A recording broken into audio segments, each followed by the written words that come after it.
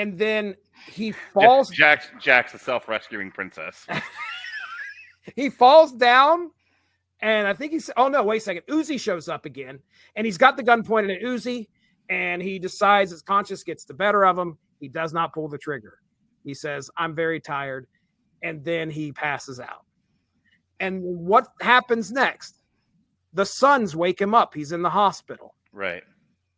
Okay, what happened with the sons going to the house and seeing blood all over the place? That's where I was confused at first. I mean, I think that by the time that's the thing. The sons don't rescue him. He rescued himself. Right. And he only rescued himself because of that. This is a failure of writing, by the way. Yeah, that's kind of where I was getting. There was either a bad continuity error or there's another way of taking this. But go ahead. I want to hear. Well, I was going to say it's beyond bad continuity. It's the writers decided there was no other way to get Jax out of there but to have Uzi have a crisis of conscience. Okay, all right. So your issue is with why he got let loose, and yeah. Essentially, here's the story.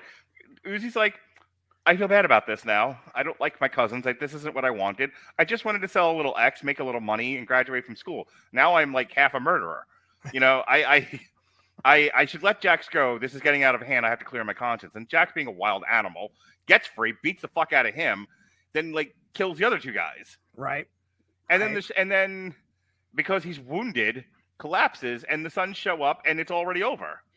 Yeah. They just find Jax's limp body and bring him home. That's all that happened. Yeah. And you're right. It was very that final issue was number one. When you look at it as far as trying to follow continuity, it's tough because you see the sons roll up on the house, go into the house, it's covered in blood, and you're thinking Jax is dead. So yeah, there's that. And then we have the way that this is resolved, which is kind of weird. So here's what I think maybe they were trying to do. Mm-hmm. Maybe they were trying to be like, okay, this is from Jax's perspective. He goes out, he passes out, and then the sons find him. What we needed was a panel of those guys, of the sons walking out of the house and going, oh, he's over here. And they all run over there and pick him up. It didn't make sense for them to go to the house. And I'd have to look at the panels because I swear they were driving up the road and the headlights hit his prone body on the ground. Mm-hmm. I swear that's what happened. So I don't know when they got to the house and why they even walked in there in the first place if they saw his ass out in the front yard. So that's where I was like, this is all messed up. Aside from the writing, I think continuity-wise, you're telling a story at the end of issue 11 that doesn't even happen in issue 12. So it was just that last paragraph I wrote. I'm not even going to talk about. At the end of the day, they bring Jax back, and he is a good boy, and he killed a lot of people, like a good son of Anarchy should. Like if Redwood original was about how Jax went from being an obnoxious pissant to a loyal soldier, mission accomplished, I guess. Yeah, but as I said at the top of the show, what a missed opportunity to talk about the relationship between JT, Clay, and Gemma. Yeah. This book didn't tell me anything about Jax I didn't already know. Didn't make you like him anymore. No. Didn't make me like him any less. I mean, yeah. Frankly, I'm never going to like him more than I did as a hood ornament. Oh boy. All right. So my other notes for this final issue, we get the art. I just want to throw this out here. We get a great step up here in this last 4 issues. The art looks great. They look very, very faithful to the characters, the likeness of the characters that we see on TV. So that's great. Let me see. There's a point where Uzi has a conversation with Jax, and Jax, of course, is trying to manipulate his way out of the situation. Mm-hmm. Uzi feels for Jax and tries to make him feel comfortable as much as he can, but that they have this conversation. By the way, what a piece of shit Jax is. Like, we have talked so many times about how, like, I don't feel comfortable rooting for bad people. And Right. like the guy that that has him kidnapped, one of the drug dealers, figures out real fast that had Uzi given him the water, Uzi would have been like stabbed with a piece of wood. Right. And he points that out to him. He's like, I don't know why you're being nice to him. He was going to stab you. And All as truth. as the reader, I'm supposed to sympathize with Jax. He was going to do it. And then a piece of shit. And then as soon as Uzi lets him go, what's he do? He beats the shit out of him. Right. Like, so again, I really, as much as I have enjoyed the shit out of talking about Sons of Anarchy with you, I have not enjoyed Sons of Anarchy because the ask is too big. You know, you want me. It was different when I watched shows like, you know, when I watched other shows that we've talked about where there were some not great people there, but I didn't think the ask was too big. Right. You're asking me to cheer Jax on, and Jax is irredeemable. Yeah. Yeah. The conversation that Uzi has with him where he takes him a bottle of water, Uzi tries to explain how he gets mixed up. He got mixed up in all of it. Mm-hmm. Jax doesn't want to hear it, but Uzi says, I guess you wouldn't get it, man. It's a family thing. And I was like, oh, wow, you're telling Jax that. I mean, yeah. Some mirror image stuff going on here with Uzi. You know, you could probably replace him with Jax, at least how that goes. I was making my notes for these issues, and as we got into it, and I realized that the guy that Clay called in for help was the dreaded Satanist. I didn't know that. And the only reason I didn't know that, even though he looks completely the same, there were no upside down crosses on this guy whatsoever in the last 4. So I thought this guy was just like some dude that they knew, some random. It was in the wash. I don't know what the hell I was thinking. Yeah, I talk about how since I knew something did not sit right with me on issue 12, and I was going to comment on how it seemed like a rushed ending, and I was expecting to be more Sons involvement. So we kind of already talked about that. I was expecting the Sons to be more involved in like this gunfight at the OK Corral or something. Didn't happen. I was wanting to see the dreaded Satanist get involved. Like he wasn't involved in the fight whatsoever. All he did was just, yeah, I know where he's at. That's the last you see of him. I wanted to see him get involved. I wanted to see him take out some of these guys, but I guess it's the Jax show. That's the thing. Like it was good point. One of my struggles with the show was they can't get out of their own way in terms of, and I don't know if it's just the writer's lack of creativity. They're too in love with the character, or you know, they got a read on the fan base, and the fan base was like, all we really care about is Jack. I don't give a shit about any of these people. Yeah. So so the comic book reflects the show in that it's the Jack show 24/7. The least interesting character in Sons of Anarchy. And where's Opie's book? Where is Opie's book? We at the end of this series. I will read my final few comments here from the synopsis. Jax, though, is different now. He's seen what the club is, what it does, and he chooses it anyway. In the months that follow, the path is clear. There is no college, no escape, only the open road ahead.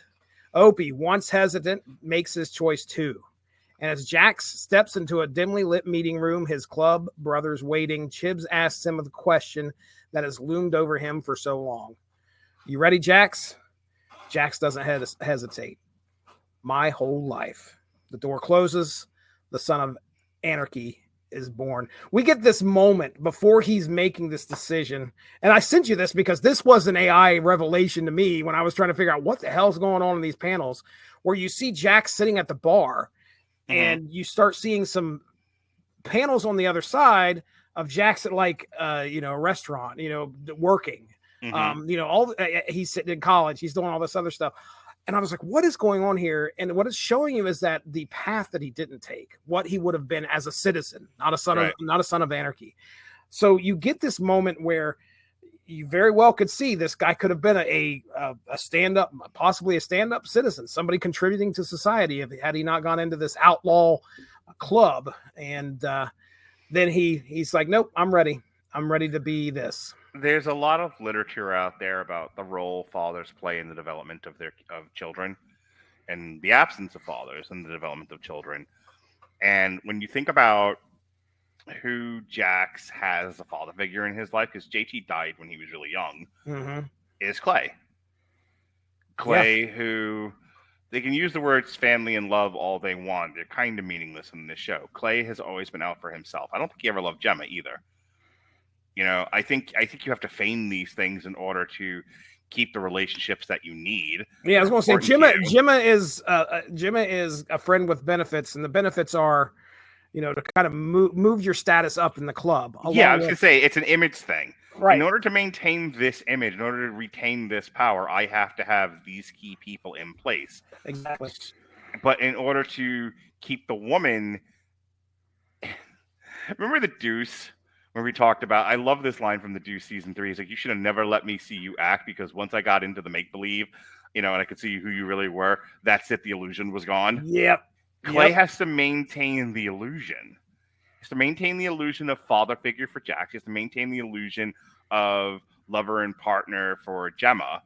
When all of these people are just, like, you use the term narcissist, and the more we talk about it, the more I think that's true. Because all of these people serve a purpose. And when they don't serve a purpose, they're easily discarded. You know, there was 1,000,001 ways he could have handled Jackson this series, Redwood original. He chose to discard him pretty quickly without really, you know, it's framed as, oh, he just keeps fucking up. But you're a father. Your sons fuck up. I'm sure more often than not. Do you just, you know, throw them away? Right. You're not a psycho. You know, you keep parenting is what happens. But I also wanted to bring that up because Jax's world is so small. He is so provincial. He sees nothing outside of charm. This was the big problem with him and Tara, if you'll remember. Tara was like, can we just go? Yeah, let's leave. Let's get out of here. The world is humongous. Let's get away from this cancer, from this town. We can go anywhere. We don't have to be we don't have to be in Charming. We don't have to be in California. We can go, there are 49 other states we can go to. And Jax is like, my whole world is charming in this club. And, you know, and he's fighting so hard to maintain it that it all slips right through his fingers. And this book, if it does anything, I think it does a fairly good job of, you know, showing sort of the early iron rails of that kind of decision making, but it was only slightly more than I had already gotten out of the show. But again, you look at Jax and you look at his, like, Opie has to join the club, not because it'll do him any good, but it'll make Jax feel better. Yeah. It validates Jax's whole outlook on life, that the club and Charming are everything, and everything is the club and Charming, which is a very provincial, small, and limited look at life. Yeah. And it killed Opie in the end, who was destined for so much more. Gosh. I'm going to read you these afterthoughts here, and I want you step in anytime you want to, if you agree, disagree, if you got anything to say, and then we're out of here. Okay. All right. Critics praised Redwood original for its faithful adaptation of the series' tone and characters. You got any issue with that? Nope. Okay. Reviews highlighted the comics' ability to emulate the show's atmosphere, with Annalise Ferris of Geeked Out noting that the pairing of Masters' writing and Pizzari's art evoked the sensation of rewatching an episode. Fans appreciated the deeper exploration of Jax's backstory, particularly of his turbulent relationship with Clay and Gemma, which added layers to their television dynamics. I mean, I don't know about Jax and his mom here. Really, there's not much to be said other than, okay, Jax's mother, Gemma, is always worried about when something happens to her son. But really, that's not happening a whole lot in here. Clay and Jax, yeah, there's definitely some butting of heads. Some critics noted the slow pacing of the first issue, which prioritized character introductions over plot progression. Felt a little dense at the beginning. I won't complain because we knew who these people were. If you were giving this to somebody that doesn't know who Clay, Jax, Tig, Chibs, it might be appreciated if they did have some bit of introduction. This deliberate pacing, though criticized by a minority, allowed for a more nuanced establishment of the club's internal dynamics and Jax's psychological state. Redwood original solidified Boom Studios' reputation for expanding television universes through comics, which apparently is something they do quite a bit. By delving into Sam Crow's history, the series enriched the franchise's narrative tapestry, providing context for Jax's later actions and the club's moral decay. The comic also kept the Sons of Anarchy brand relevant amid discussions of potential spinoffs, demonstrating the enduring appeal of its characters and themes. And I don't know if I said when this came out. I might have at the beginning. I know what it was, this was supposed to be taking care or showing up, but this came out like in what, 2014? See, I should have wrote that down. Look, grab your trade there. Grab the first trade. Does it have a copyright on it? The first trade, volume 1? Yeah. Tell me what the first trade is volume 1, right? Yeah. Okay. 1 is first? Number 1. Yes, sir.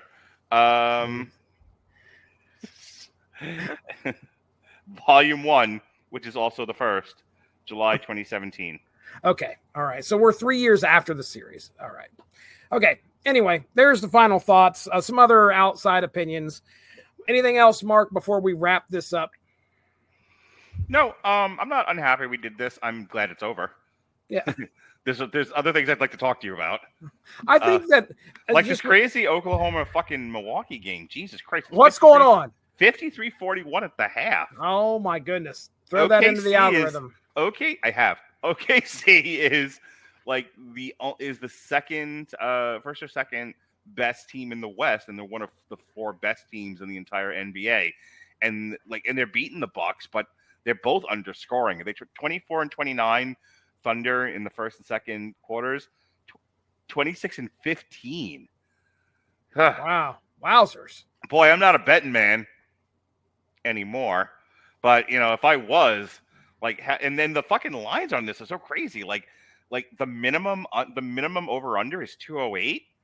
Wow. If you double that score, they only get half of that. I was going to say that it's like the final score is projected to be 180, 181, somewhere in there. If you double what they have now. Double it now, right? Yeah, which is about typical. I've been sort of measuring it all night, just kind of playing with numbers, and it's all a math game. It's all in the game, Jesse. It's all in the game. It's all in the game. Anyway, in the game. You asked me a question about the podcast we're actually doing, not the one I'd rather be doing. Do you want to do a betting podcast? No.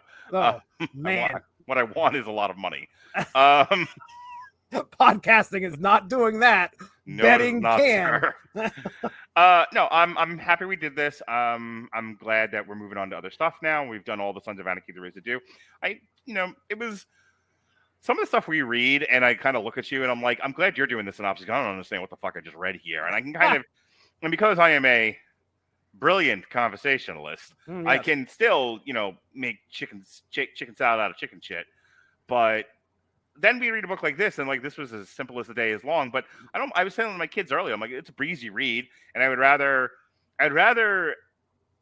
stuff be breezy and entertaining than stuff that's Baby Dark Side and right. overly complicated, right. Where I'm like, I don't know this wasn't enjoyable. I don't know what I read here. Right. The She-Hulk stuff was enjoyable. It was just dense. It took me a long time to get through it. This I read first thing when I got up this morning and finished it off just like that. Yeah, this just is like very, that. Very real world. I mean, we aren't going to have to worry about We do like our crime books, don't we, Jesse? We do. I mean, we don't have to worry about the TVA showing up. We don't have to worry about Superboy doesn't punch the universe. That's right. And I did want to say, to kind of support that, mm-hmm. This is with them dialing that dialogue back with them. This felt like one of the better 12-issue series that I've read in a while. And just getting through 12 issues and not having to put the cognitive load in to try and read everything and understand what somebody is saying and possibly referencing in something else. I just want to see pow, pow, boom, boom. People shooting each other. You and I can both say you can't always take a whole load. Right. Oh, I was crying about that last night, as a matter of fact. Sometimes you need a break from taking a whole load, Jesse. It's what I always say. My wife never listens. Okay. Everybody's doing mental math right now. Like, Wait. Now, how's this happen? throwing that in ChatGPT. Jesse can't take his wife's load, and the ChatGPT says, "Good night, everybody."